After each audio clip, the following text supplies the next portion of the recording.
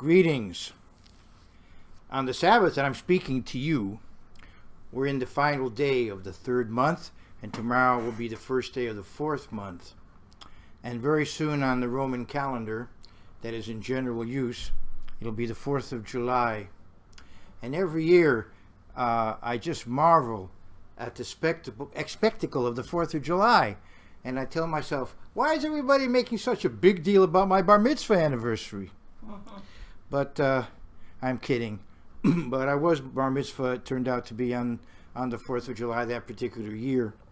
But the independence of the United States is certainly a big deal historically. We have a little bit of time left to go till we're there. As I'm speaking to you now, we're still in the month of June. And we even have more time to go before the festival seasons come upon us. But today I want to say something about the festival seasons. Ladies and gentlemen, those of you who are listening, I want to say something about the festival seasons coming up. I hope the upcoming festivals can be festivals of friendship. Festivals of friendship. You know, unfortunately, in the world of organized religion, there's often battles for power, turf wars, what they call in Hebrew, a battle of chairs, a battle of thrones. And sometimes religious leaders even go to civil authorities to enforce their policies. Now, in some cases, they have theological issues, but instead of dealing with them spiritually speaking, they use the power of the state to enforce their particular religious beliefs and practices. But in some cases, it's really more a matter of just who's in charge. And I was in the middle of a situation like that back in 1979 when there were dissidents within my church that in effect got the state very, very worked up because there had been some problems in recent years with cults, and they fed the state information that led to great suspicion, and it led to tremendous conflict and unconstitutional activities by the state that eventually were corrected, and was a very tense time. So I actually lived through something like that. Well, right now, we're not in that kind of a period in terms of the people who I would call Christian commandment keepers. I wrote a dissertation back when I was at the University of Southern California for my doctorate in religion and social ethics, where I talked about a movement in Christianity that I called Christian commandment keepers. And this was, of course, a way of my describing what I would consider to be God's church. At this time in God's church, we don't have major issues of constitutionality and federal and state power and that sort of thing. But we do have, unfortunately, among those who I would call Christian commandment keepers, a very scattered, fractured community in groups here and groups there. And what I fear is that in some cases there's hostility from group to group. And in some cases I'm afraid that leaders may be encouraging this or in effect promoting this. I hope not. But I know that people tend to hold on to power and want and kind of fear, people looking around at other groups, because each person wants to, in effect, have his own, particular corner of the market, as it were, his own particular empire, and as I said, I hope that we as people, wherever we attend on the Sabbath, are not feeling hostile towards people who may be attending some other place. They're keeping the Sabbath, they're keeping the dietary laws, they're keeping the festivals, they're supporting their particular ministry, they're tithing, they're doing a lot of the same things that you do. So I hope that we are not hostile to those who meet with others, and that if we saw them, if we happen to be keeping the festivals in a nearby, if we happen to see them, we'd be friendly. We might want to take time with them, as we say in the Bible, break bread with them, etc. That we wouldn't treat them in a hostile fashion. I want to go back to I want to read in the book of Galatians what Paul writes to the church there. He says, "And let us not grow weary while doing good, For in due season we shall reap if we do not lose heart. Hang in there, he says. Continue to be people who do good. Ultimately, we will do well by doing good, ultimately. Therefore, in verse 10, as we have opportunity, let us do good to all, especially to those who are of the household of faith. So we need to be good to everybody, and especially to those who share our beliefs and practices. Now, I would say even if they don't share all of them, but if they have a lot in common with us, very likely if persecution were to come, we'd all be lumped in together, and our differences would not mean a whole lot to our oppressors necessarily. And so we want to be friendly with others, we want to be loving to others, and not to have a sense of hostility towards people, because perhaps it's more convenient for them, instead of maybe going 100 miles to a certain location, to maybe go 15 miles to a location, or maybe their family and friends are attending in a certain place, or maybe they have a relationship with the pastor, or whatever it may be, that we don't treat them as somehow an enemy. Such people as enemies, but rather as people that generally are part of a movement of Christian commandment keepers, and we can, when we're together with them, if circumstances throw us together, we can be friendly, we can be kind, we can be polite, etc. I'd like to go to 1 Kings, the 12th chapter, and here you see what happens in the case of leaders who want to maintain their power. They will often be a source of division among the people in a certain church. It's because, as I said, you have these battles for turf, so to speak. I'd like to go to 1 Kings 12 and around verse 24, I think that's where I want to pick it up. Verse 25, 1 Kings 12:25.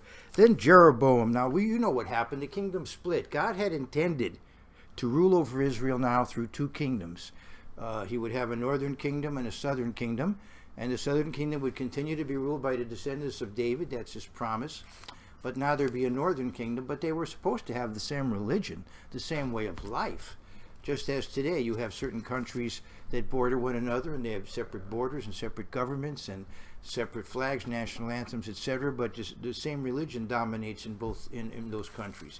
You have places of the world like that. So the idea would be there'd be one religious identity, you could say, one way of life, but two separate political administrations. But that's not the way it happened. Of course, God allows these things. It's not, that people can't stop, thwart God's will, but they can, in effect, go against His will as He allows. He unfortunately, people are rebellious, and He's allowing it for a certain period of time.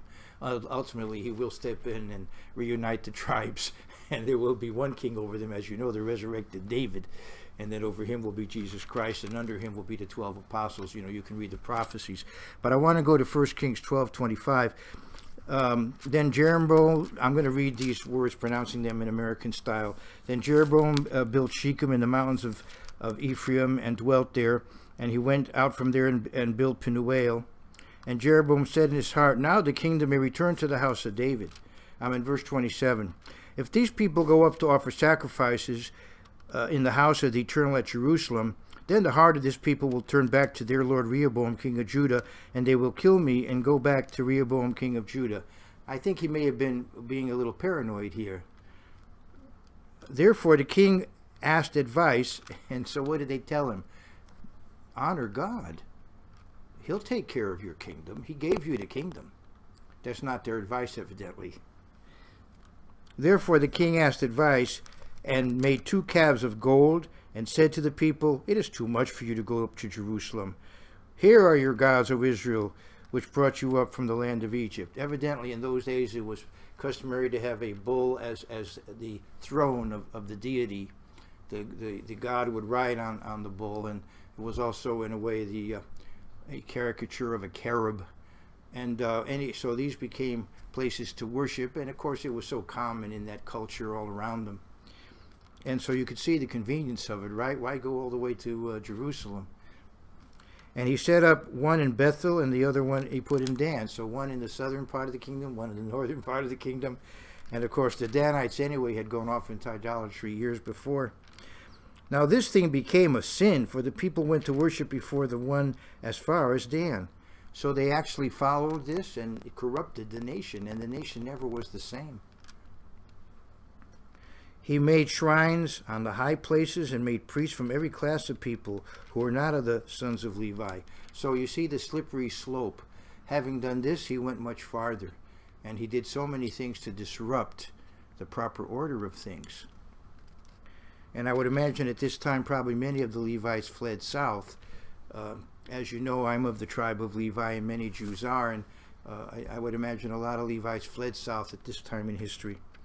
Jeroboam ordained a feast on the 15th day of the 8th month, so he even developed an idea saying, well, go ahead and get your harvest in, get it all done. You don't have to be rushed, you don't have to be stressed, just wait a month.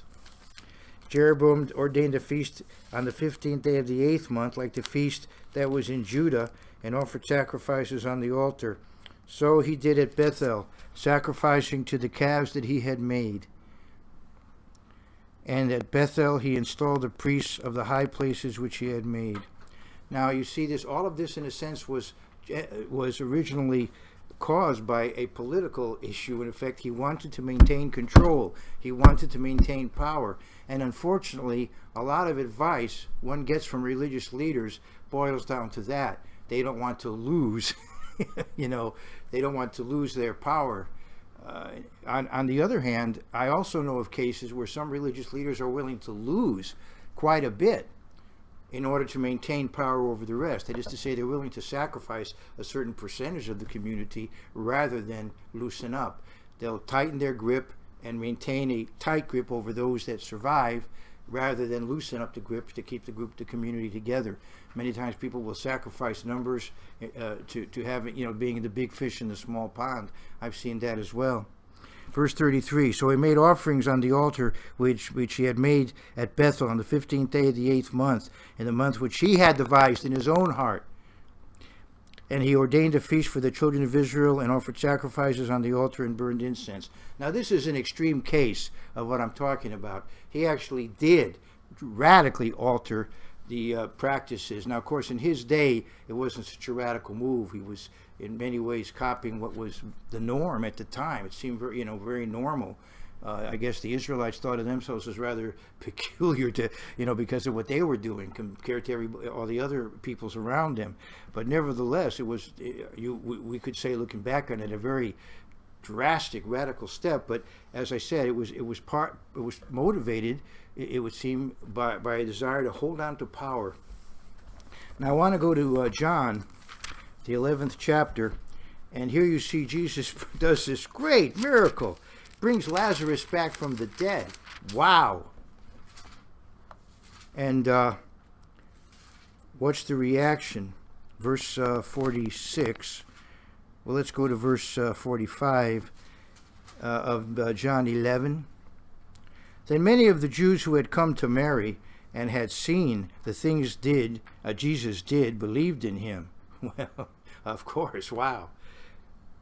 But some of them went away to the Pharisees and told them the things Jesus did.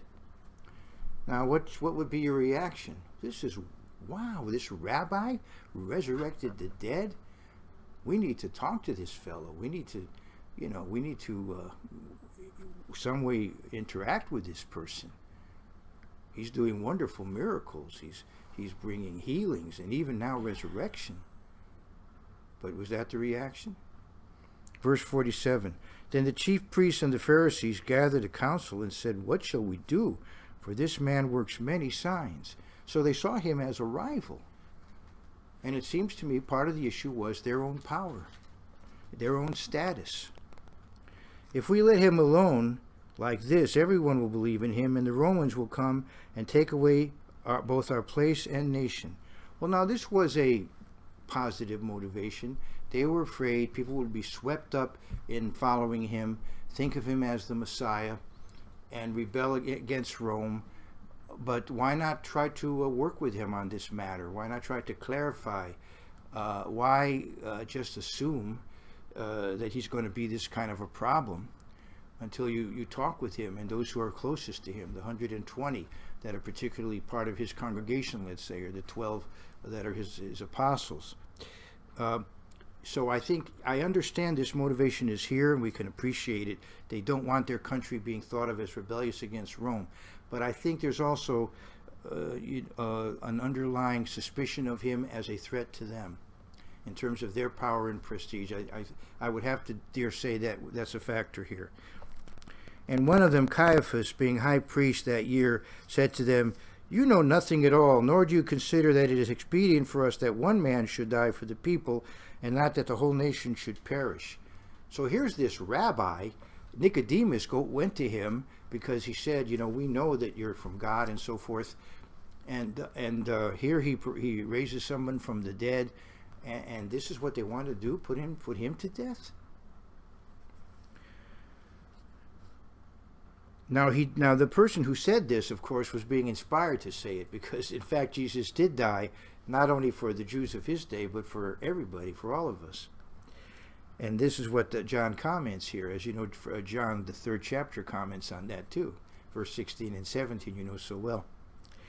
Now this he did not say on his own authority, but being high priest that year, he prophesied that Jesus would die for the nation. And then John adds in verse 52, not for that nation only, but also that he would gather together in one the children of God who were scattered abroad.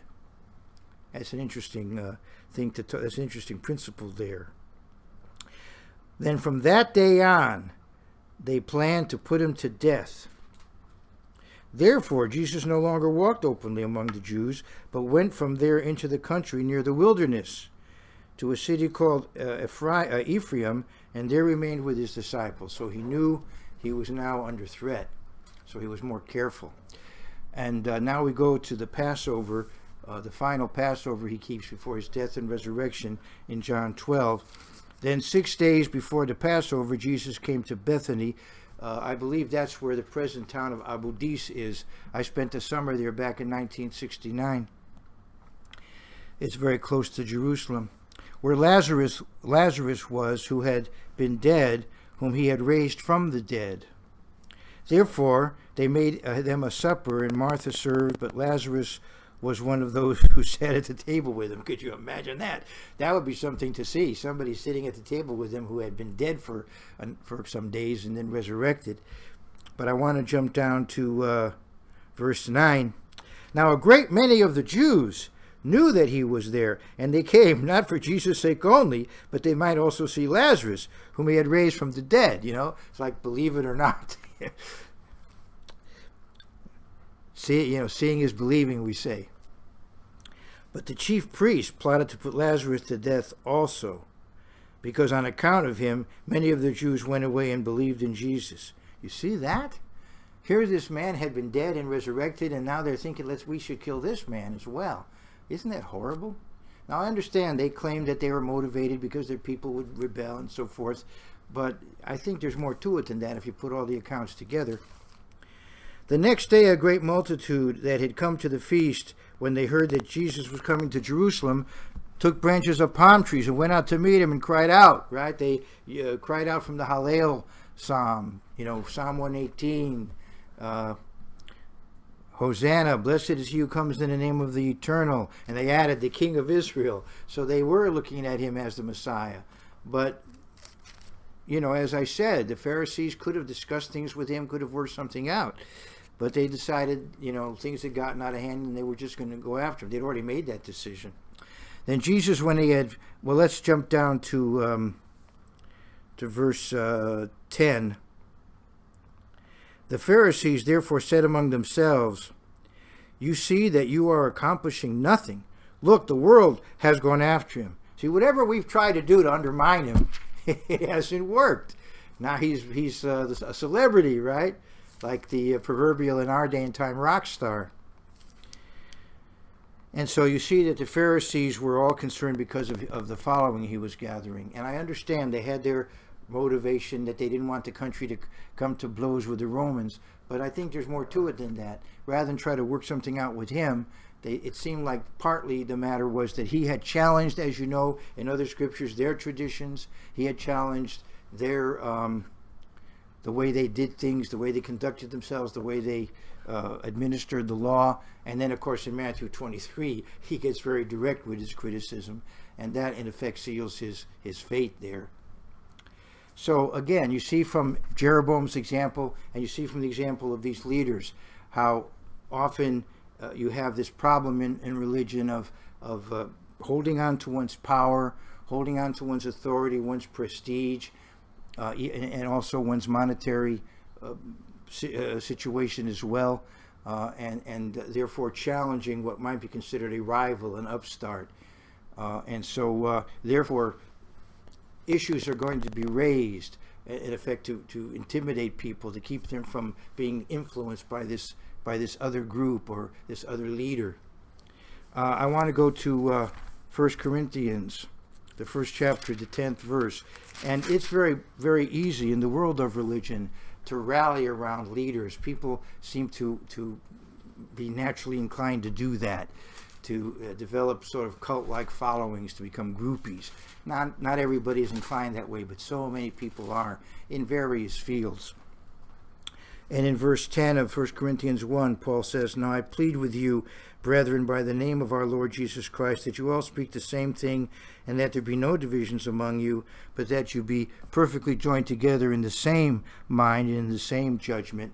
He's hoping people can basically see eye to eye on things and work together. "For it has been declared to me concerning you, my brethren, by those of Chloe's household, that there are contentions among you." Contentions. And this was within the church at Corinth.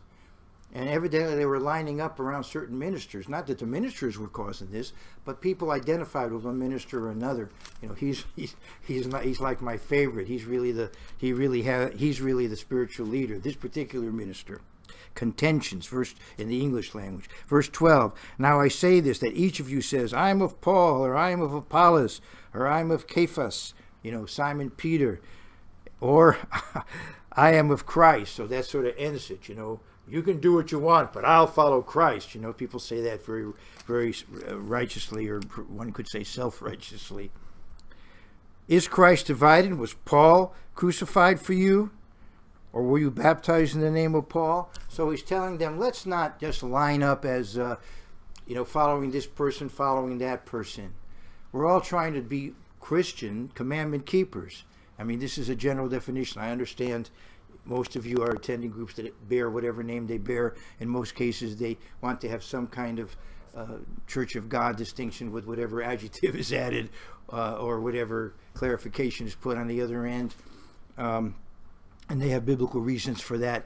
But I'm saying, is in terms of the movement, Christian commandment keepers, are we lined up, I'm for this person because you're for that other person? If you want to be that way, I could say, I can't, it's too late now, you could say I don't want to use a bad analogy, what could I say? Let's say the horses are out of the barn.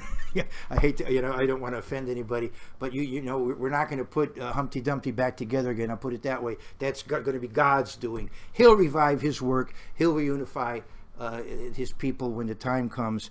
But I'm saying in the meantime, if you're following somebody, I would say, all right, follow that person, but don't decide that because somebody else is being instructed by another minister who's not in the same affiliation, that you should have some hostility there, that you can't interact and be friends and visit one another and have a meal together, whatever it is, your interest is. I want to go to 1 Corinthians, the 3rd chapter. I'll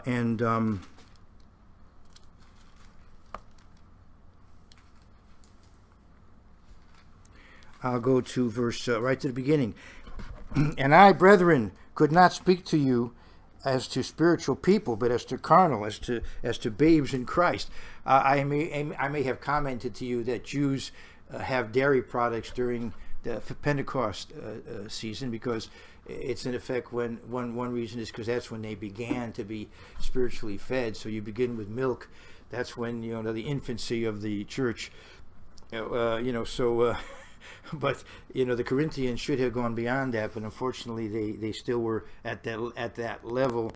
"I fed you with milk and not with solid food, for until now you were not able to receive it, And even now you are still not able. He's criticizing them rather severely here.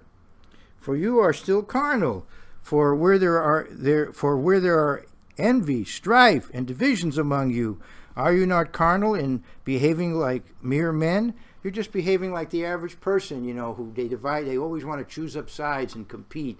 That's so natural in the world. As soon as guys get together, particularly guys, they want to draw up sides and compete about one thing or another. And it's amazing what people can compete about. For when one says, I am of Paul, and another says, I am of Apollos, are you not carnal? Who then is Paul and who is Apollos, but ministers through whom you believed, as the Lord gave to each one? We were called through Jesus Christ, through God and through Christ, through the Holy Spirit. And so I know who baptized me. I don't think he's alive anymore. I'm pretty sure he isn't. But he was the instrument that God used. But I haven't gone off and built some cult around that individual, even while he was still alive. As he says, I planted, Apollos watered, and God gave the increase. So then neither he who plants is anything, nor he who waters, but God who gives the increase. So he says, let's not get bogged down in personalities. Now he who plants and he who waters are one, and each one will receive his own reward according to his own labor. For we are God's fellow workers. You are God's field. You are God's building. So the church as a whole is a temple, as you know, as is pictured in Paul's writings in more than one place, that the church is the temple of God. So various people had a role in constructing that temple, but it's God's temple, and of course Jesus Christ is the chief cornerstone, and it's the temple within which resides the Holy Spirit, which came in a very powerful way on Pentecost, as you all remember hearing about recently. So as I said, if you want to have a certain loyalty to a group or a community, I respect that, but please don't be hostile to others who may be attending with another group. Now, I think most of you are not. I realize generally I'm speaking to the choir, as we say. I'm sure most of you, if you saw me on the street, wherever you attend, you'd say hello and be friendly, and maybe we'd go out to lunch together or whatever it is. Most of you would be that way, and that's what I'm hoping. I'm hoping that if we happen to keep the festivals in the same area and we see one another, you won't have to feel awkward. I'm not going to be angry with you because you attend somewhere else or whatever it is. I'd like to go to the book of Revelation, the 3rd chapter, and here Paul talks to the church at Laodicea, and he says in verse 15, I know your works, that you are neither hot or cold. Revelation 3:15. I could wish you were cold or hot. So God is not satisfied with Laodicea, because if you're hot, you want a cold drink. If you're cold, you want a hot drink, and they're neither. So they're unsatisfactory. So then, because you are lukewarm and neither cold nor hot, I will vomit you out of my mouth. Now, what's the problem with Laodicea? Because you say, I am rich, have become wealthy, and need of nothing, and do not know that you are wretched, miserable, poor, blind, and naked. So a problem with Laodicea is this attitude, we're it. We are, we just really are. We have what it takes spiritually. We shouldn't have that approach, right? We should always be striving to do better, and we should have respect for whatever strengths there may be in other communities, not necessarily look down on people or be hostile to people. And he says in verse 18, I'll counsel you to buy from me gold refined in the fire, that you may be rich, and white garments, that you may be clothed, that the shame of your nakedness may not be revealed, and anoint your eyes with eye salve, that you may see. So here are people who think of themselves in a very self-confident way spiritually, but they really do need help. They're in need of help. And so all of us have to see ourselves, of course, as people in need of help. We have a weekly Sabbath, so to help us get back on track. We have the festival seasons to help us get back on track. We have the occasional fasting that we do to help us stay on track. and we read the Bible and study it so that we can be the kind of people that we ought to be. And so we are not to be self-satisfied, and in that process, therefore, look down on others and think of ourselves as somehow, maybe in a certain sense, spiritually superior, to others. That's an inappropriate way to be, because God does say He will correct those in that frame of mind, as you see in verse 19. As many as I love, I rebuke and chasten. Therefore, be zealous and repent. So He tells all of us in this year 2017, let's face it, the environment around us is not the most spiritually powerful environment. We are living in an age where there's moral chaos in the world. This is not the Victorian era where people had a sense of right and wrong, and maybe in some ways were overly rigid, but overly formal perhaps, but there was maybe a stronger sense in the general community of right and wrong. And there were many zealous people who went out and did very wonderful things to improve the lot of other people, both physically and spiritually. Now, yes, a lot of that is still going on. A lot of that is still going on, but it's not necessarily the general spirit of the age.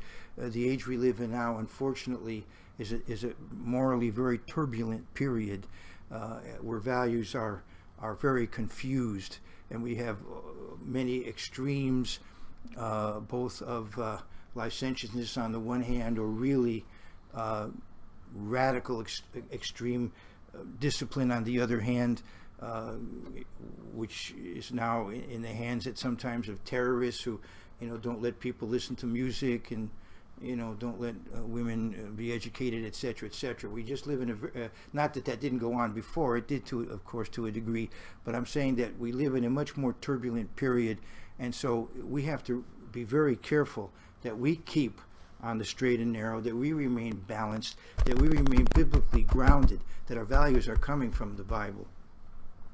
And God will direct us and guide us that way.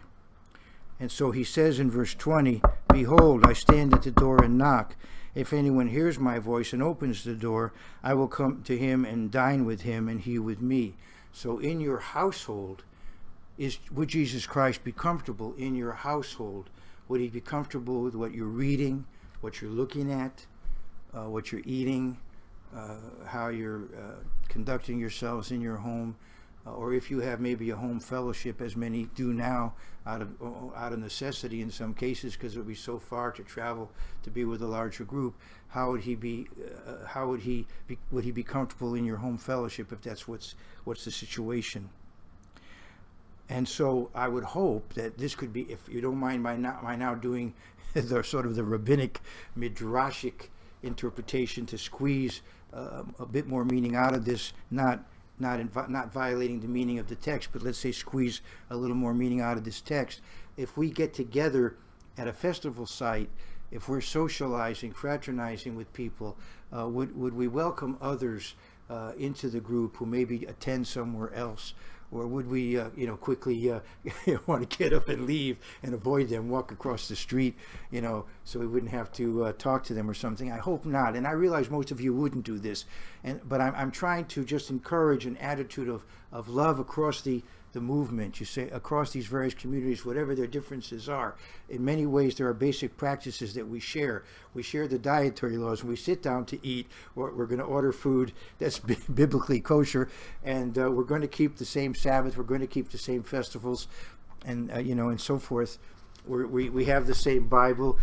Most of us who are listening to me aren't using the Quran. They're not using the Book of Mormon.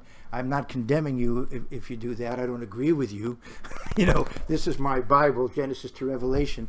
I don't believe the Book of Mormon is in the canon. I don't believe the Quran is in the canon. And for that matter, I don't believe the Talmud is in the canon, for that matter either.